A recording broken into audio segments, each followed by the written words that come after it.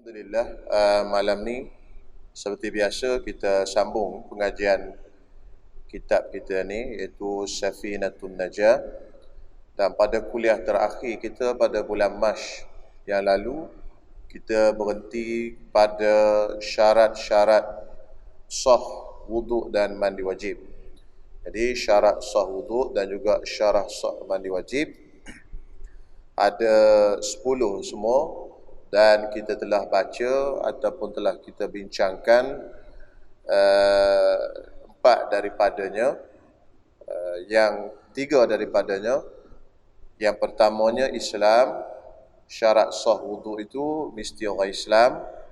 Begitu juga mandi wajib, syarat sahnya itu mestinya orang Islam.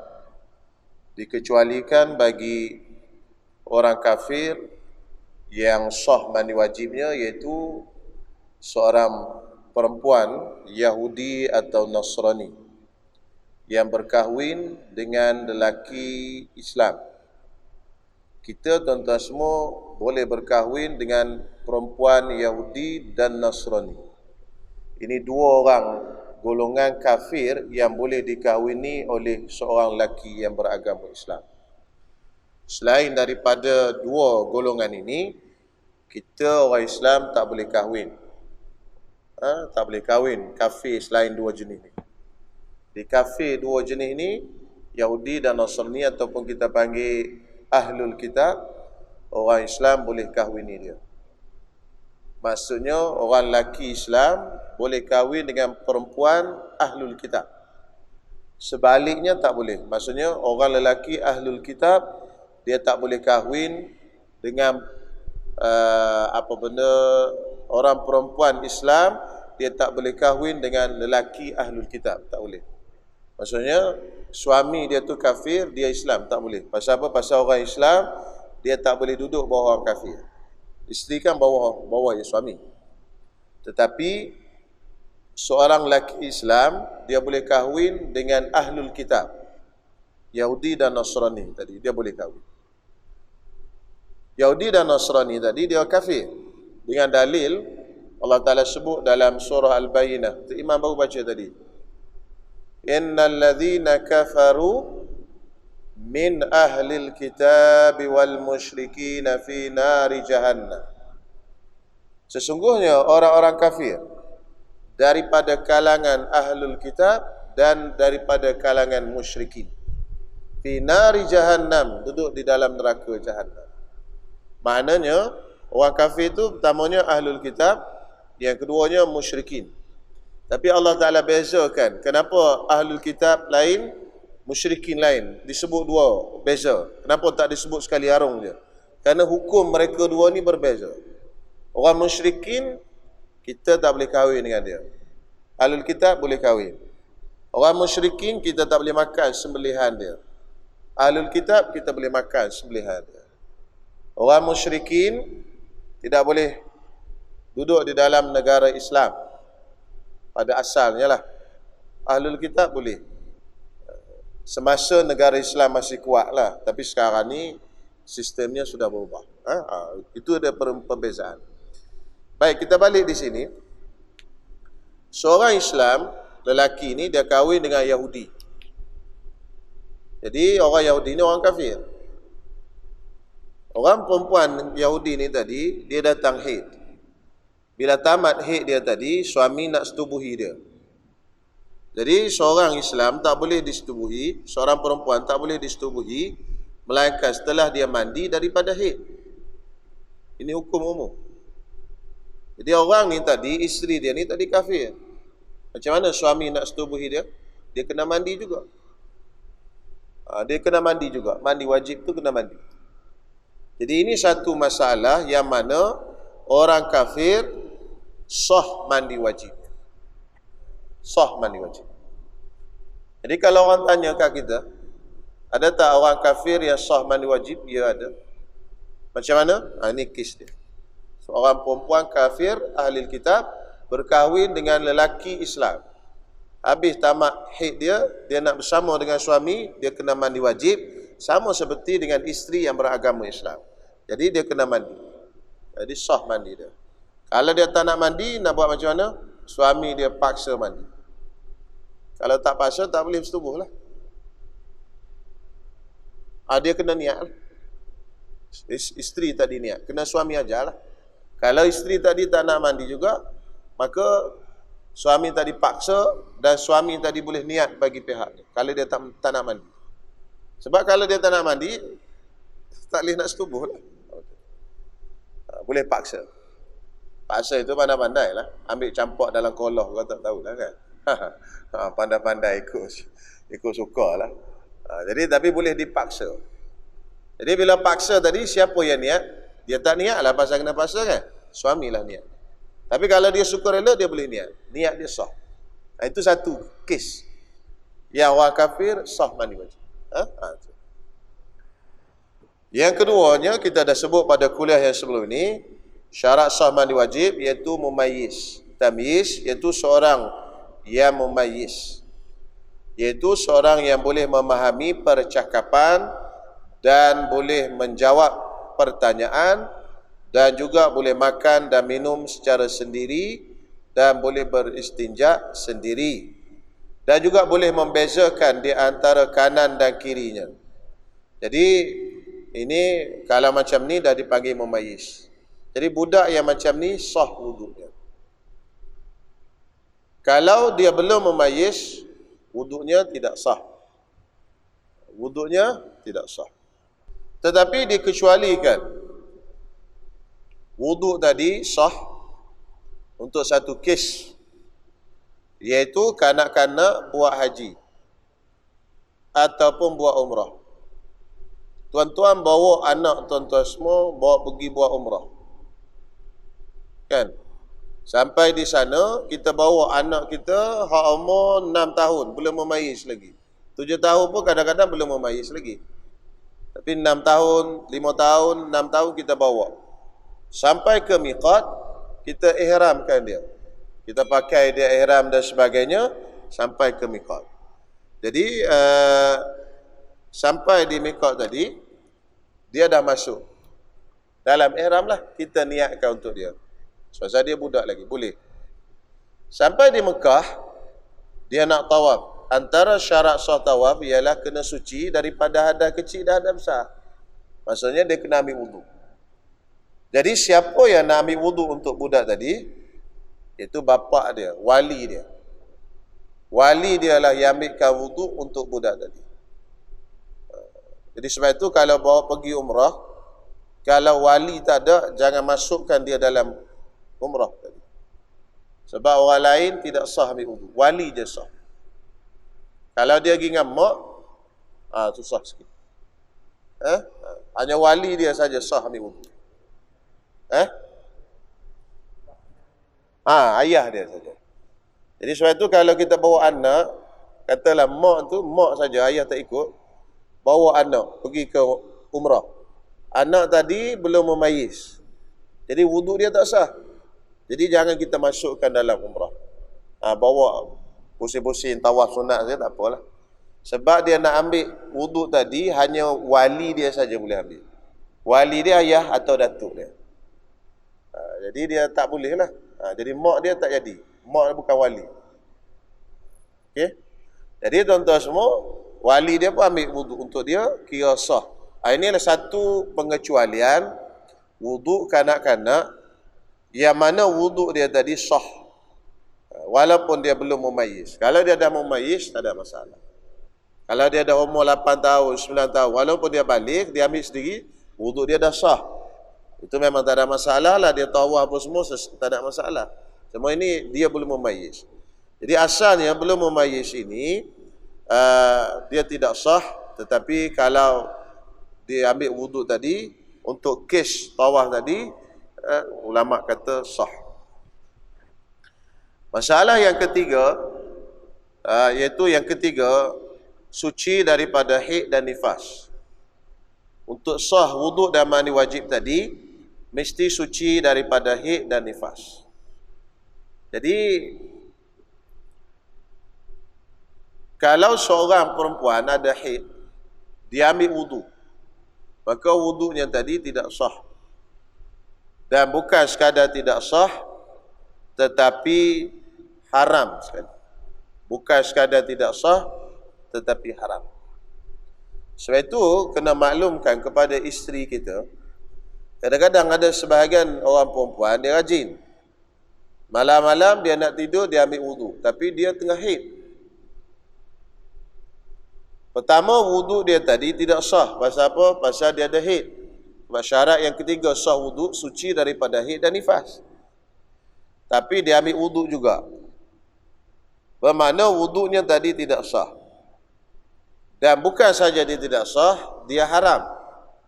Kenapa dia haram? Sebab dia tahu ibadat dia tadi tidak sah, tapi dia buat. Dia panggil kita buat ibadat yang fasidah. Kita sengaja buat ibadat yang batal. Kita sengaja buat ibadat yang batal ni, hukum dia haram. Contoh misal lah, tuan-tuan tahu tuan-tuan sekarang ni tak ada wudu. Tak ada wudu sekarang. Tuan-tuan semayang. Tuan-tuan tahu dah semayang tuan-tuan ni tidak sah pasal tak ada wudu. Air ada, bukan air tak ada. Air tak ada tu boleh tayamum dan sebagainya, itu bab lain. Air ada, tapi tuan-tuan tahu dah, tuan-tuan semua, diri tuan-tuan sini tak ada wudu, berhadas. Tuan-tuan semayang. Tuan-tuan tahu semayang tuan-tuan ni tak sah. Ibadat yang fasidah dia panggil. Tuan-tuan semayang juga, hukum dia haram. Sebab kita buat ibadat yang batal dengan sengaja. Dia panggil mempermain-mainkan ibadat. Main-main, kita buat main-main. Benda tak boleh kita buat juga, kita main. Kalau benda itu ada keuzuran, itu bab lain. Jadi jangan ambil wudu kalau dalam keadaan haid. Tidur begitu saja. Saya dah biasa ambil wudu. Ya, semayam pun kita biasa. Tapi dah datang haid, tinggallah.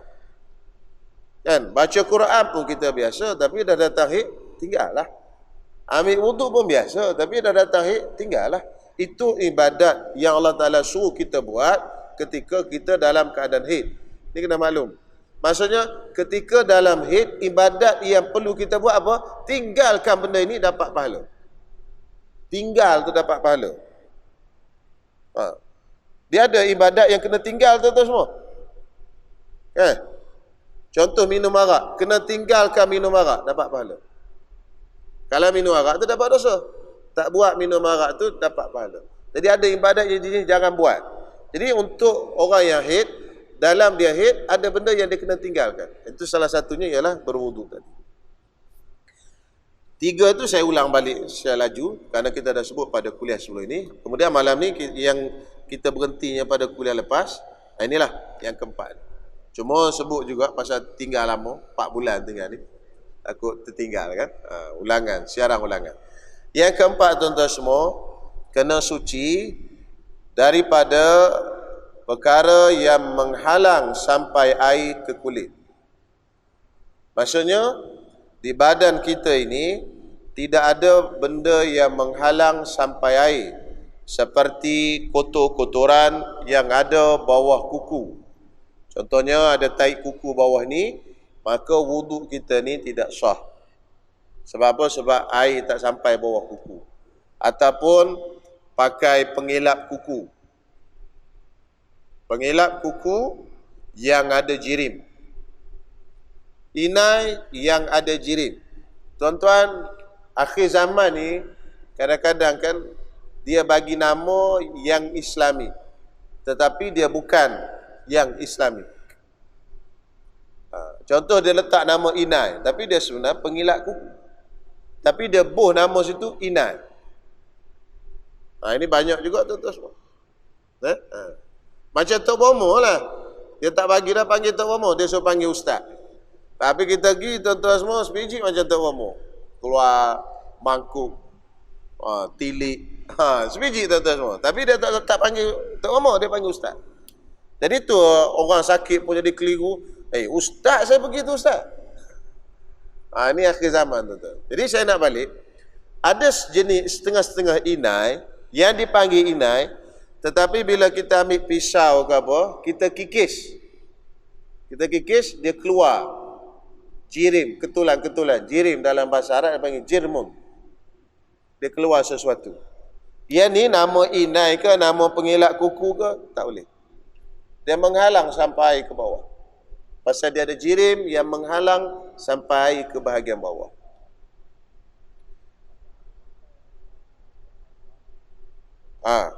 Kalau yang kala-kala itu sah wudu. Cuma dari segi pakai ni hukum dia haram sebab apa? Sebab dia termasuk dalam nama nakshun, ukiran. Cuma dia boleh buat kalau suami dia suruh, untuk orang berkahwin saja.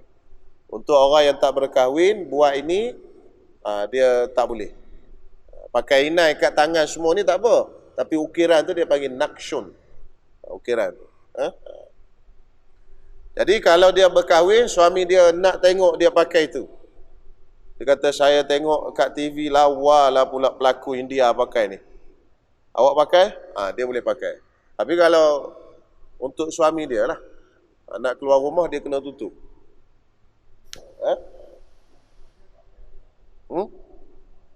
Tak boleh.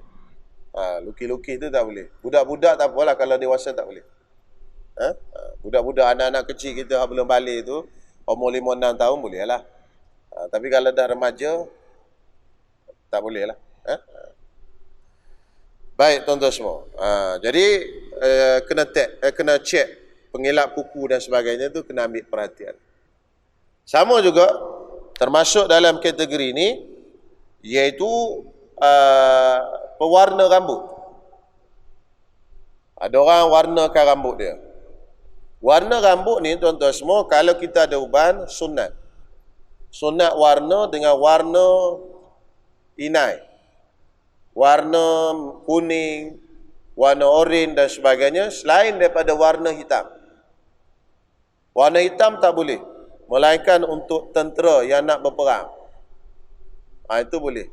Tuan-tuan jadi tentera nak masuk medan perang, jadi tuan-tuan warnakan rambut hitam. Itu dibolehkan. Sebab apa? Sebab tujuan untuk mengalahkan motivasi musuh. Musuh tu dia tengok, oi, muda-muda tentera ni, tentera Islam. Dia ada motivasi. Dari sudut motivasi dia tu, dah kalah di situ. Tapi kalau dia kita tengok-tengok, Allah, tentera Islam putih-putih semua dah, memang menang dah kita ni. Dia dah semangat di situ dah. Menang dari sudut motivasi dia. Jadi sebab itu dibenarkan untuk tentera, kalau dia rambut putih, untuk hitamkan dia. Selain daripada tentera, tak boleh hitamkan rambut. Jadi tuan-tuan sunat warnakan, tapi warna selain pada warna lain. Kalau uban. Kalau tak uban tak boleh. Rambut tuan-tuan hitam, tuan-tuan tak boleh warnakan. Yang sunat warna tadi uban. Contoh janggut tuan-tuan semua warna putih. Tuan-tuan beli inai, warnakan jadi kuning. Itu sunat. Kalau tak warnakan pun tak apa. Tapi kalau warnakan tu sunat. Tapi pewarna tadi mesti yang bukan kalis air. Inai lah. Jadi warna. Sayyidina Abu Bakar warnakan janggut dia dengan warna katam. Katam ni pinang. Warna pinang. Pinang warna apa? Merah gitu kan. Dia warna. Boleh. Tapi kalau hitam jangan warna kan. Dia warna uban je sungai. Mewarnakan. Jadi kalau mewarnakan rambut, uban tadi, tapi pewarna yang kita guna tadi, kalis air. Ini pun sama juga tuan-tuan semua. Mandi wajib kita, wuduk kita, tak sah lah. Jadi bayangkan kalau seorang perempuan, dia warnakan rambut dia dengan pewarna kalis air. Setiap bulan, dia datang bulan haid. Kan? Jadi bila dia datang haid, tamat haid, dia nak kena mandi wajib. Ataupun dia bersama dengan suami. Lepas tu pagi nak kena mandi wajib. Jadi mandi wajibnya tidak sah. Setahun, 2 tahun untuk mandi wajib tak sah tuan-tuan. Bila mandi wajib tak sah, semayang dia automatik tak sah. Jadi dia dah semayang berapa lama? Setahun, 2 tahun, 3 tahun. Masya Allah. Ni benda ni nampak bermulanya daripada rambut tadi. Warna rambut. Sebab itu tuan-tuan semua kena jaga. Kena tengok anak-anak perempuan, anak-anak lelaki, isteri dan sebagainya. Jangan warnakan dengan pewarna yang kalis air tadi.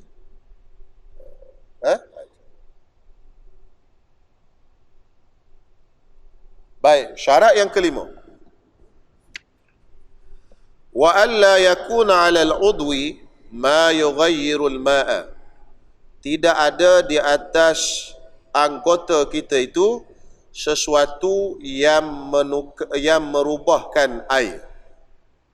Seperti ada di atas badan kita itu da'wat pen, ataupun ada za'faran, safran, ataupun ada apa-apa sajalah yang boleh mengubah warna, mengubah sifat air, warna, bau atau rasa.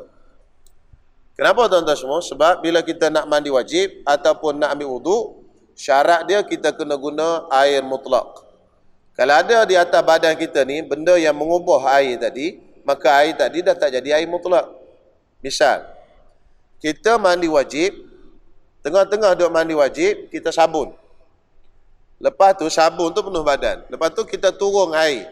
Air yang bercampur dengan sabun tadi dia panggil air mutaghayyir, bukan air mutlak. Maka air yang bercampur dengan sabun tadi itu tak jadi mengangkat hadas. Sebab tu tuan-tuan semua, cara tuan-tuan nak mandi yang eloknya, tuan-tuan mandi dulu biasa. Mandi sabun, siap-siap semua dah. Lepas tu tuan-tuan mandi wajib. Lepas tu tuan-tuan mandi wajib. Mandi wajib semua bagi rata air. Kemudian kita keluar daripada bilik air. Dan mandi wajib ni kalau ikutkan hukum kita belajar, tuan-tuan semua, dia makruh lap. Wuduk makruh lap. Mandi wajib pun sama, makruh lap. Dia sunat biarkan dia kering di badan. Sebab apa? Sebab itu kesan wuduk. Nabi SAW tak lap. Nabi satu hari keluar daripada rumahnya, basah rambut dia, berjujuran basah rambut. Kesan daripada mandi junub. Tapi benda ni sunat lah. Kalau kita rasa tak selesa ataupun susah nak pakai baju basah nak pergi pejabat ke apa, lap lah. Cuma dari segi hukumnya dia sunat kita tidak lap. Sunat tak lap wudu, sunat kita tak lap mandi wajib. Sebab itu kesan ibadat. Dan Nabi pun tak lap. Jadi kalau wudu, kita ambil wudu kat rumah, kita ambil wudu, kalau boleh jangan lap. Kalau boleh. Kalau tak boleh, tuan-tuan sesama ke, sejuk ke apa, lap lah. Bukan benda haram pun, sunat. Jadi kalau tuan-tuan nak amalkan sunnah ini, cubalah buat sekali-sekala, ambil wudu, mandi wajib, tak lap. Sekali-sekala time kita tak sibuk ke apa. Sebab dia ada barakah tu. Air kesan pada ibadat tu, dia ada barakah. Dia meresap masuk kat badan tu, dia ada barakah. Mana dalil barakah? Dalilnya Nabi SAW ziarah seorang sahabat Nabi sedang sakit. Nabi ambil wudu, air yang jatuh daripada wudu Nabi tadi, Nabi jirus ke atas sahabat tadi. Kemudian lepas Nabi jirus tu, terus bangun sahabat tadi sembuh. Jadi air wudu tu ada barakah. Sebab tu kita jangan lap, dia ada barakah. Cuma wudu kita tu kalau jiru kat orang sakit, tak adalah orang sakit bangun terus laku, pasal kita biasa-biasa je. Bukan macam Nabi SAW. Cuma barakah tu tetap ada. Cuma dia kurang lah barakah tu nak banding dengan Nabi SAW. Jadi itu tuan-tuan semua. Boleh? Jadi lepas pada ni, jangan mandi wajib campur dengan sabun. Sebab air tu air berubah. Air yang ada kat badan kita tu air mutaghayyir. Air berubah. Ataupun di badan kita ni ada minyak. Air tu jadi berubah. Ataupun ada saffron. Ada kunyit kat badan kita. Dia berubah. Warna, bau dan rasa. Jadi bersihkan dulu semua tu. Kemudian jirus untuk air mandi wajib. Jirus seluruh badan. Air tu putih. Tak berubah warna, bau dan rasa. Itulah air mutlak. Itulah yang digunakan untuk mandi wajib. Jadi kebanyakan daripada orang yang bertanya pada saya, soalan-soalan antara ditanyanya itulah mandi wajib sambil sabun. Ini risiko besar. Jadi elok kita selesaikan dulu mandi yang kita nak mandi tu. Nak mandi bersih badan apa semua tu, selesai tu, kemudian baru kita mandi wajib. InsyaAllah tak ada masalah tu. Kan? Air tu air mutlak. Kemudian syarat yang keenam, wal ilmu bi fardiyatihi. Dia mengetahui dengan kefarduan mandi wajib tadi. Jadi kalau dia menganggap mandi wajib tu tak wajib, mandi wajib tu tak sah. Mesti dia tahu mandi wajib ni benda wajib. Jadi nak kena belajar lah. Kalau tak belajar dia tak tahu. Dia ingat mandi wajib ni benda yang biasa-biasa lah. Orang mandi, kan? Dia dah berlaku persetubuhan, kena mandi. Bukan kata dia tu wajib. Jadi mungkin rutin. Dianggap sebagai rutin. Ataupun lepas haid, dianggap sebagai rutin. Lepas haid, kena mandi. Jadi, lepas bersalin, kena mandi. Dianggap sebagai rutin saja, bukan benda wajib. Maka mandi dia tu tidak sah. Mesti dia pegang dalam hati dia, mandi yang aku sedang mandi ni adalah mandi wajib yang Allah Ta'ala wajibkan ke atas dia. Okay? Jadi kalau tak datang kuliah, tak belajar ilmu fardu ain dan sebagainya, dia tak tahu. Kadang-kadang dia anggap benda itu sebagai rutin. Orang tua-tua kata lepas bersetubuh kita kena mandi, mandilah. Itu macam tu. Orang tua-tua kata. Ini ada tuan-tuan semua. Orang yang beranggapan macam tu. Kita yang mengaji ni tak ada masalah lah, insya-Allah. Tapi orang yang tak datang kuliah dan sebagainya, tuan-tuan semua, dia pegang orang tua-tua kata, kamu lepas dah kahwin nanti bersama dengan isteri, lepas bersama kena mandi. Itu pesan orang tua-tua. Jadi dia pun warisi benda tu. Orang tua-tua kata lepas bersubuh kena mandi. Dia pun sampai pula ke anak dia. Orang tua-tua kata lepas bersama kena mandi. Jadi generasi ke generasi, orang tua-tua yang kata. Dia tak tahu kata benda itu wajib. Jadi mandi wajib, ada mandi itu tak sah. Sebab dia tak tahu itu fardu. Macam tu. Payah jugalah. Baik. Kemudian, syarat yang ketujuh. Wa alla ya'takida fardan min furudihi sunnatan. Janganlah dia beriktikad salah satu daripada rukun-rukun wudu ataupun rukun-rukun mandi wajib itu adalah sunnah. Maknanya dia kena bezakan yang ni rukun, yang ni sunat. Dia kena tahulah. Rukun wudu ada 6. Ni rukun, ni sunat. Dan dia kena tahu ini rukun mandi wajib ada 2. Niat dan meratakan air ke seluruh badan. Yang selain daripada itu sunat. Jadi kalau dia tak tahu, dia tak boleh nak beza. Hak ni wajib, hak ni sunat, tuan-tuan semua. Ini risiko besar mandi wajib dia. Risiko besar wuduk dia. Orang tanya, kau ambil wuduk ni hak mana satu fardu, hak mana satu sunat? Aku tak tahu lah. Kecil-kecil dulu orang ajar. Ambil wuduk ni, mula basuh tangan sampai basuh kaki. Aku buat belaka lah. Aku buat belaka daripada basuh tangan sampai basuh kaki. Hak wajib mana, hak sunat mana tahu kata dia. Yang ni dia risiko besar. Risiko besar. Apa risiko dia? Risiko dia boleh jadi dia menganggap yang fardu tadi sunat. Dan dia boleh jadi menganggap yang sunat itu fardu. Jadi itu masalah. Memang betul ada ulama kata kalau orang yang macam ni dimaafkan bagi orang awam. Orang awam ni maksudnya orang yang baru masuk Islam ataupun orang yang duduk jauh dengan ulama. Contoh dia duduk kat puncak bukit mana tak tahulah, dalam hutan mana.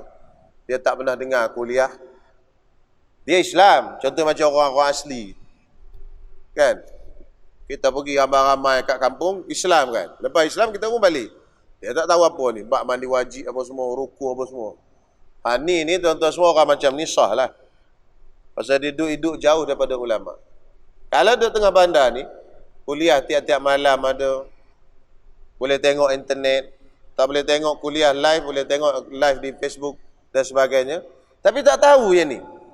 Yang ni tak dimaafkan. Jadi kena tahu tuan-tuan semua. So kurang-kurang kita tahu, ambil wuduk ni, 4 ni hak wajib, hak lain sunat. 4 pula, 6 ni hak wajib, hak lain sunat. Kan? Mandi wajib pun 2 wajib. Niat dan juga meratakan air ke seluruh badan, hak lain tu sunat. Jadi saya baca sikit dia punya syarah ni macam mana?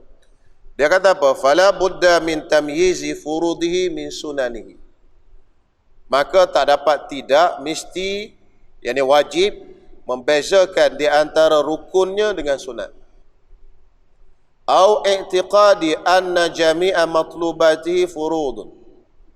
Ataupun boleh juga kalau dia tak boleh beza, dia iktiqadkan, dia pegang semua perbuatan wuduk tadi, semua perbuatan mandi wajib tadi fardu belaka.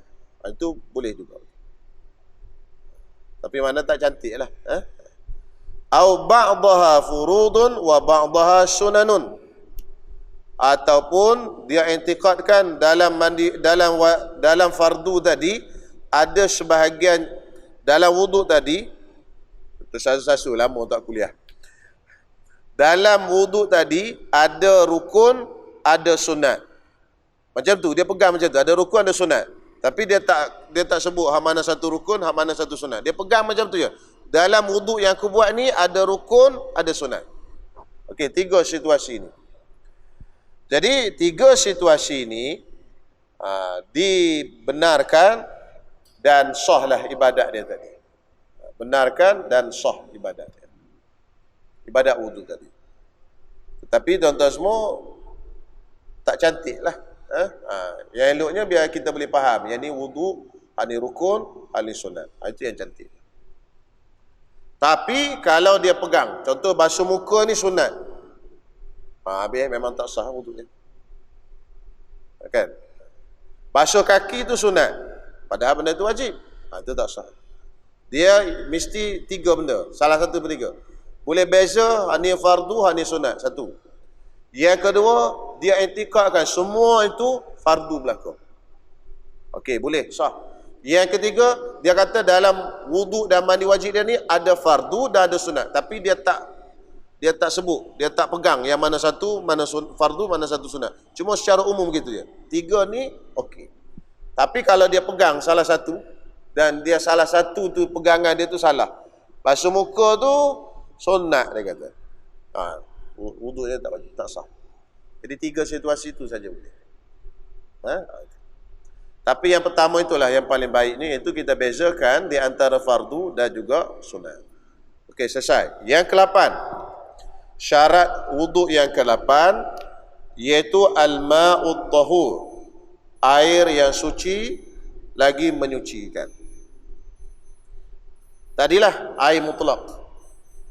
Jadi kalau air tadi bukan air mutlak, maksudnya di badan kita ni ada air yang merubahkan air, maka tuan-tuan semua tidak boleh.